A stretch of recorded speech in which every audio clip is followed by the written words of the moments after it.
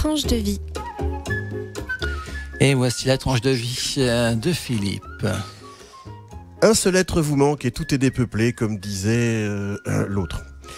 Et il est vrai que ces dernières semaines, les événements qui se sont produits m'ont amené à faire mien ce constat, à me poser la question qui me taraude et à laquelle vous pourrez, j'espère, me répondre. Un seul être, mais qui donc ? 2 secondes, si je vous le dis tout de suite, ma tranche de vie ne se réduira qu'à une simple miette. Alors de grâce, je vous en prie, laissez-moi un peu développer. Il ne vous a pas échappé que dans le grand jeu des pronostics, et particulièrement en politique, puisque c'est quand même dans ce domaine que les événements passés nous ont offert leur lot de surprises, il ne vous a pas échappé donc qu'encore une fois, les grands prévisionnistes de tout poil se sont encore lourdement plantés. Chroniqueurs, sondeurs, analystes politiques, jusqu'à nos grands dirigeants qui avaient totalement, du moins me semble-t-il, fait l'impasse. Ou en tout cas, comme notre sœur Anne n'avait rien vu venir. Et tout ça prenant place dans une spirale qu'on se demande bien quand est-ce qu'elle va s'arrêter. Bon, je suis désolé, mais pour nourrir mon projet, je vais avoir à me parjurer puisque je vais devoir évoquer les primaires, ou plutôt, vu la durée de carrière de certains participants, les tertiaires, voire les quaternaires, de la droite et du centre, après avoir affirmé la semaine dernière que je n'en parlerai pas. Eh oui. Mais bon, quand on me cherche, on me trouve. On nous avait dit que ça serait extrêmement serré entre les 3 premiers du tiercé et que la question était principalement l'écart de voix en tête de la course et si Fillon arriverait devant Sarkozy au vu de son retard. De Fillon, pas de Sarkozy.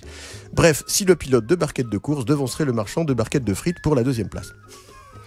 Et bing, v'là qui sort en tête le pilote, tel Jackie X victorieux aux 24 heures du Mans 1969 après une remontée fantastique, comme il nous l'a expliqué. Pas Jackie X. Un marchand de frites battu par l'émule d'un pilote belge, ça ne manque pas de sel, soit dit en passant.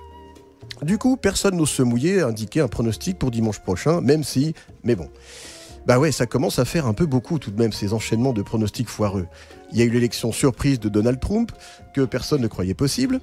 Alors notons au passage que dans le genre d'élection biscornue, les Américains sont tout de même balèzes. La candidate Clinton perd l'élection présidentielle avec un écart final de 2 millions de voix. En sa faveur. Va comprendre, Charles. Parce que quand même, là, ce que veulent les Américains, c'est Hillary, et les grands électeurs choisissent Trump. Finalement, c'est un peu comme chez nous, où l'on fait globalement le contraire de ce que veulent les Français. Oui, je sais, je l'ai déjà évoqué dans mon billet d'humeur. Enfin bref, avant-dernier exemple en date, le Brexit que quasiment personne n'a vu venir, y compris et surtout les milieux financiers. Pas vu ou pas voulu voir. Parce que si c'est le 2e cas, on voit bien là les limites de la méthode Coué. Et c'est un ancien qui vous le dit. Mais bon, assez rigolé et joué avec vos nerfs, il est maintenant temps pour moi de dévoiler le nom de celui qui me manque, et n'ayons pas peur des mots, qui nous manque à tous, j'en suis certain, celui qui pourrait mettre un terme à cette funeste série de plantages malheureux, car il fut en son temps l'oracle absolu. Bref, est-ce que donc quelqu'un pourrait me dire qu'est devenu Paul Le Poulpe ? Bonne question. Ah oui. Merci beaucoup Philippe. Je vous en prie.